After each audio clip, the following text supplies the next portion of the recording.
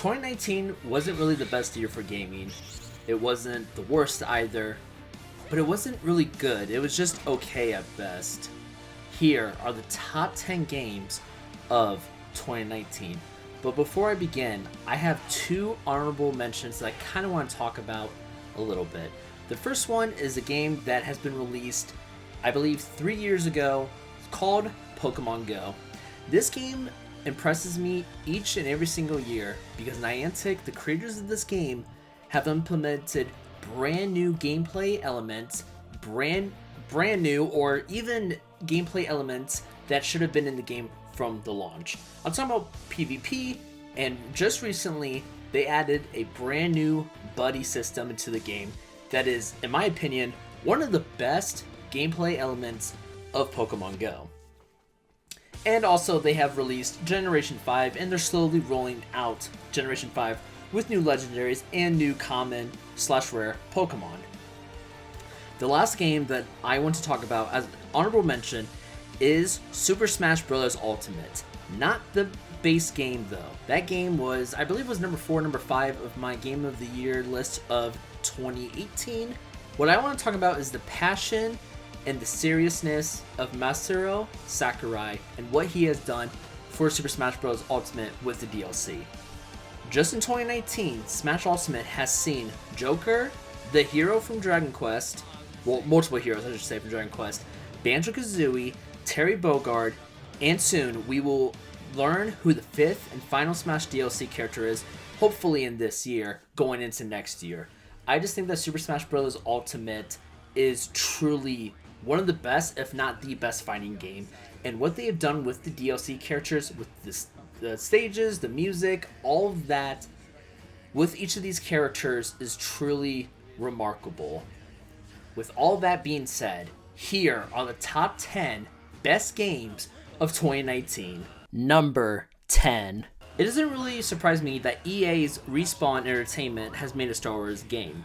The issues that I had when this news first broke out was EA is making or publishing another Star Wars game, and they are going to be putting microtransactions into Star Wars Jedi Fallen Order.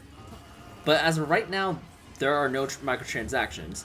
Of course, they can always pull an EA and add microtransactions when either people are not paying attention to the game and or people are not playing the game, or as many people are not playing the game. The issues that I have with this game, and the reason why this game is not higher on my list, are personal issues. One, I'm not that big of a fan of puzzles and action-adventure or even first-person shooter games, but this is an action-adventure game, so I'm not really that big of a fan of all the puzzles in this game.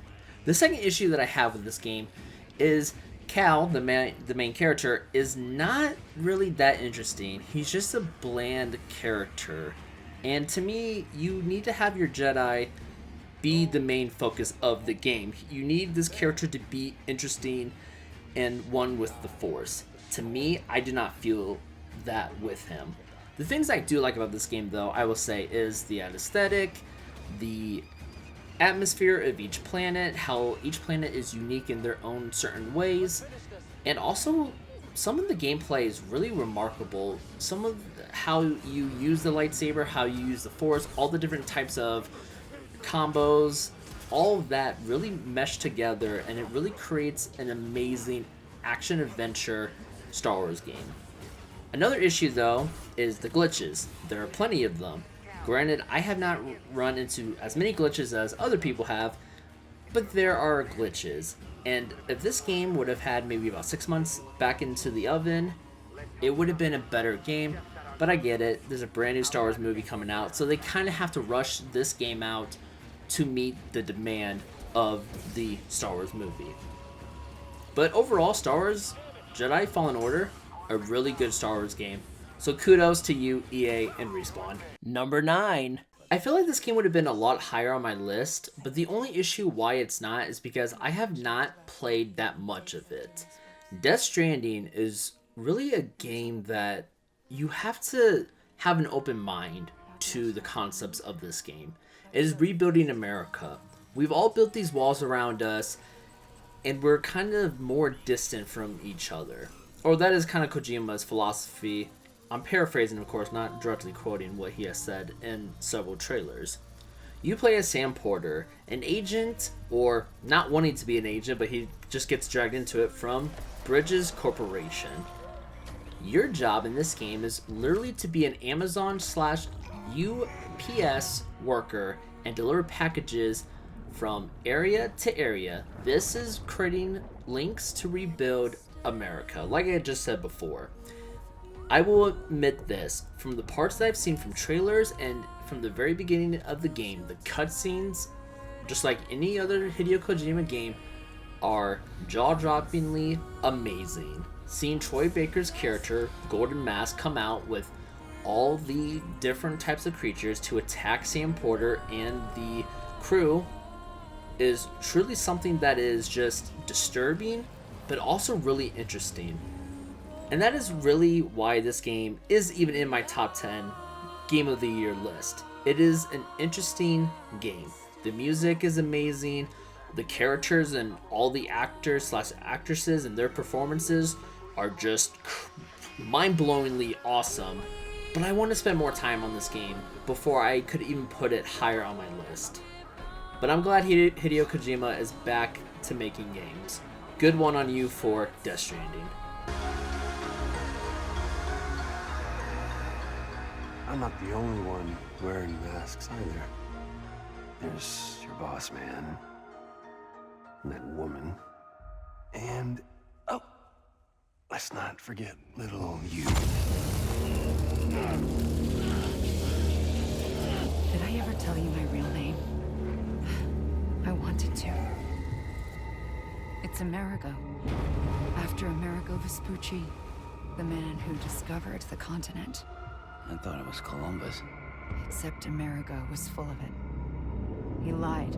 Number 8. I know this game is a full-on remake of Crash Team Racing back on the PlayStation 1, but I've really never played that game. I've only played the demo disc that I've received. I don't remember how I actually received those, but I've only played on 2 different racetracks. Actually playing Crash Team Racing Nitro-Fueled on PlayStation 4, it's a fun kart video game. I don't want to compare it to Mario Kart because I still think Mario Kart is superior, but this game with all the playable characters, all the different kinds of tracks, and even the different types of other side games that you can play to get 100% completion rate in this game are all really fun. The issue that I have with this game now is Activision, of course. They own the rights to this game, and they have put in microtransactions months after this game was released. That's why this game is just stuck at number 8, because of all the microtransactions. But still, Crash Team Racing Nitro-Fueled, still a fun kart racing video game. Number 7. Wargroove is a special game to me. First of all, I want to sit here and say that I need to play more independent games. Wargroove was pretty much the only one that I've played this year, and man, I had a blast playing it. You play as Mercia, daughter of a high king. She is just crowned queen and has to protect her kingdom from an invasion from opposite kingdoms. This game is a turn-based strategical RPG. It is phenomenal. It's also set during medieval times, so there are just cavalry, horses, bayonets, that kind of weaponry with this game. It is truly amazing. The art style, both cutscene and dialogue, beautiful, with the 16-bit of gameplay really giving it a special charm and a unique feel. If you have not played Wargroove, it is out on Nintendo Switch, PC, Xbox One, and PS4. Please play this game. Give the developers and publisher, Chucklefish, some of your time and a little bit of your money. You will not regret this game at all. Number 6. Luigi's Mansion 3 has a lot of charm to it. I really like Luigi Mansion as a trilogy. Luigi's Mansion 3, instead of exploring a mansion or several different mansions, you are exploring a hotel that is kind of designed as a castle from the outside looking in, of course. Luigi is, of course, the only one who can save Mario, Peach, and all of his friends, who are a bunch of toads, from the hotel owner who has gained control of King Boo. Now it's up to Luigi to go from floor to floor to clear out the bosses of each floor. Each floor has its own unique aesthetic to it. There is the shopping floor, the pirate floor, and other different types of floors that honestly you would probably never see in hotels unless those hotels are unique to that type of theme and or setting. But this hotel has all of those themes slash settings, so it is truly remarkable. The only issue that I have with this game is that some of the controls could be a lot better, especially towards the final boss, since the response time from what you have to do against the boss or even is really low. I felt like the controls could be a lot better and the response time could be improved. But overall, Luigi's Mansion 3, a game that has phenomenal characteristics of Luigi, a great story, and some great music, brand new ghosts, and the return of King Boo. Granted, I do like the old ghosts from Luigi's Mansion, but I don't think we will ever go back to them ever again. But still, Luigi's Mansion 3, if you've not gotten this game for the Switch, go out and go buy it.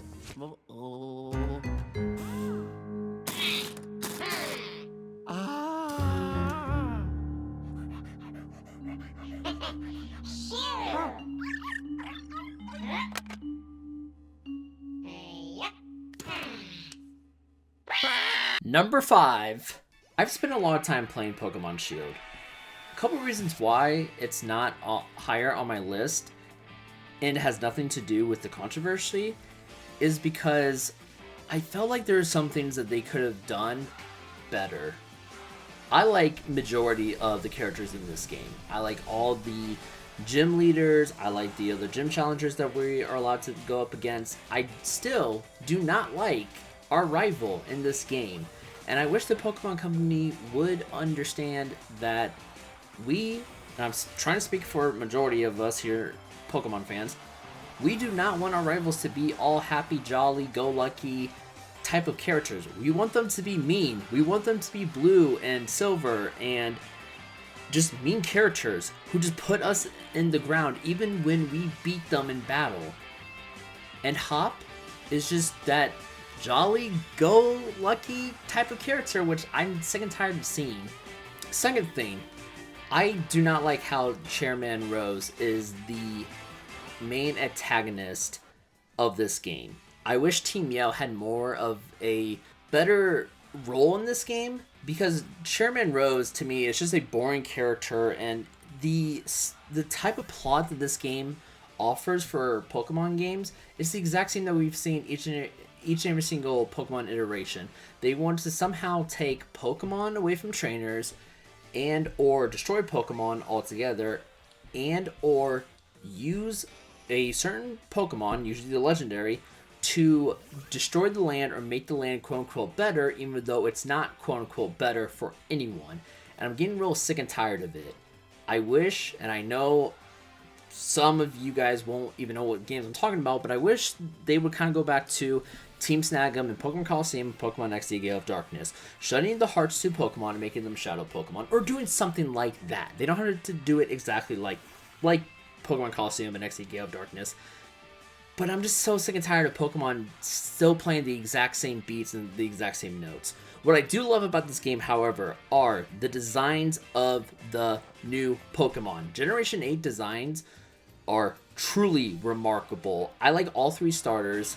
Granted, I like Grookey's and Scorbunny's last evolutions a lot more than Sobble's. I think Sobble's was just kind of disappointing overall. I love Dragapult, the brand new pseudo-legendary Pokemon. And Zacian and Zamazenta, they're okay Pokemon as designs, but Eternatus is truly amazing design-wise. It just sucks that we can't get his ultimate form, his Giga form, because it's pretty much the ultimate Pokemon, the most powerful Pokemon in the game.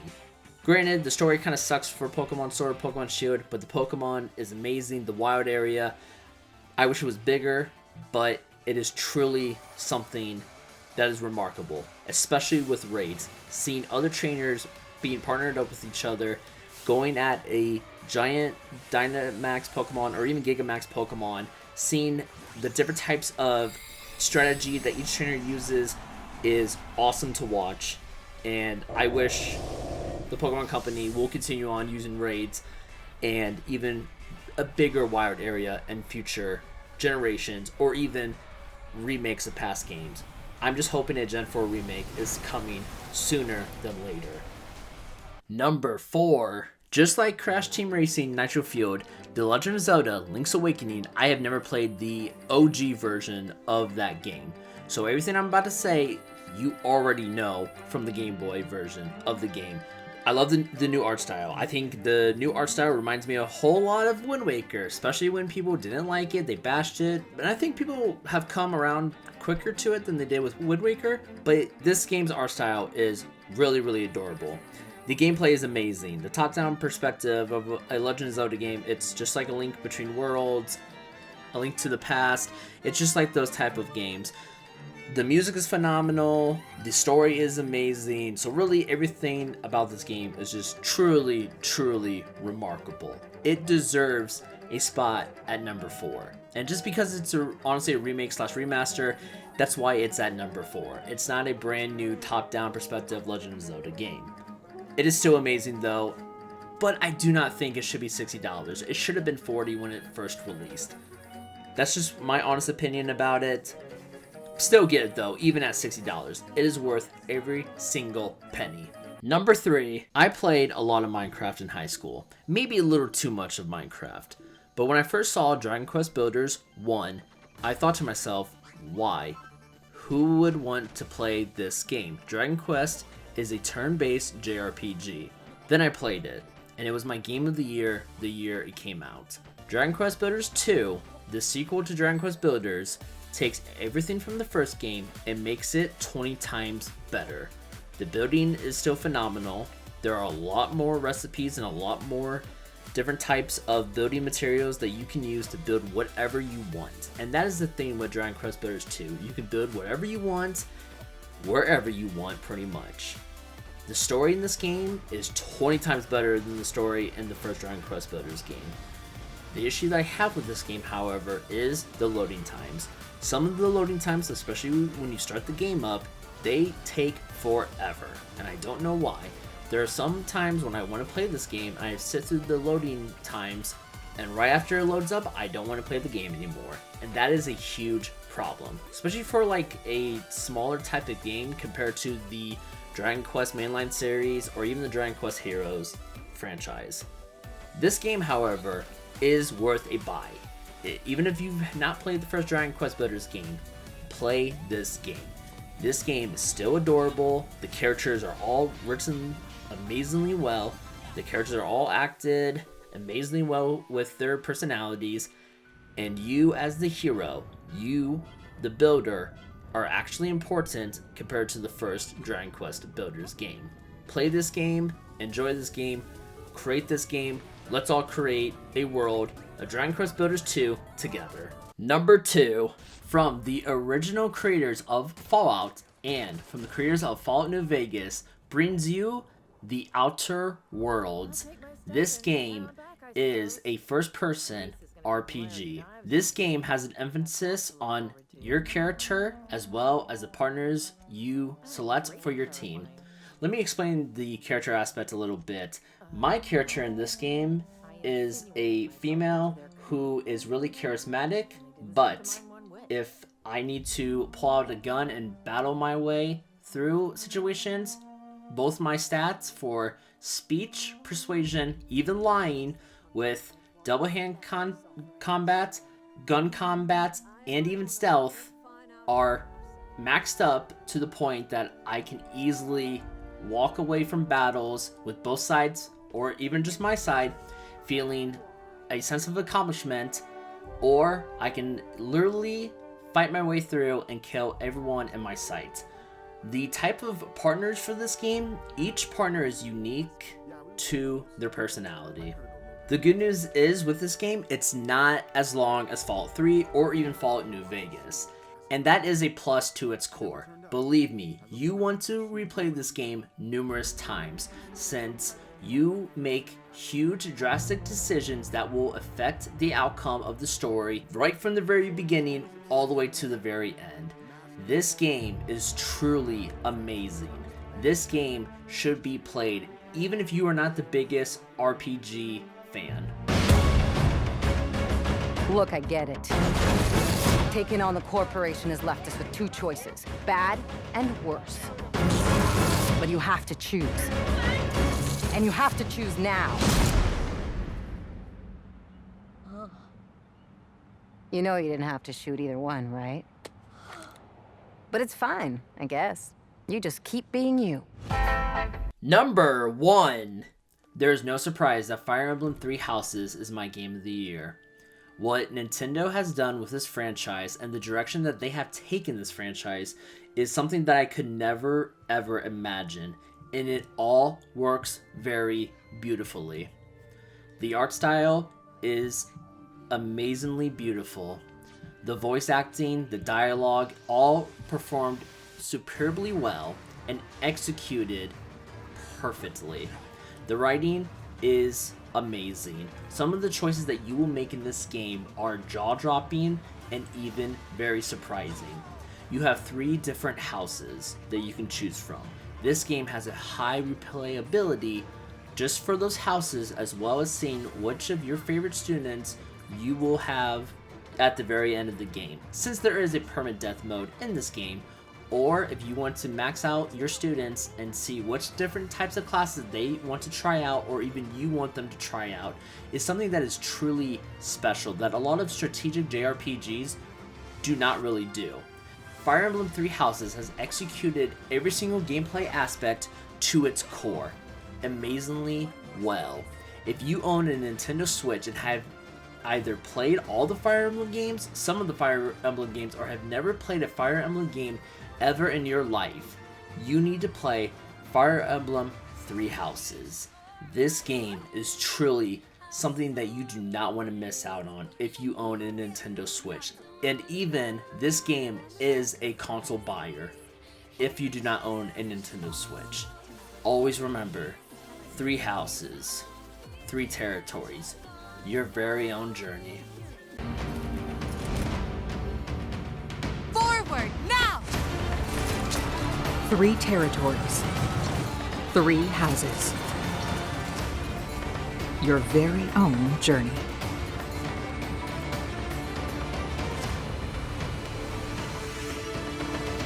Fire Emblem Three Houses. Like I said before, this year wasn't really the greatest year for gaming. It wasn't the worst. It was honestly just okay. But these top 10 games, you should not miss out on any of them. In the next couple of days, hopefully before Christmas, I will have my top 10 most disappointing games of 2019. And then, hopefully before New Year's, I will have my top 10 best games of the decade of 2010 to 2019. And into January, my top 10 list of the most anticipated games of spring and summer seasons for 2020. Until then, thank you guys so much for watching this video. I will see you guys on the next video. Have a good day.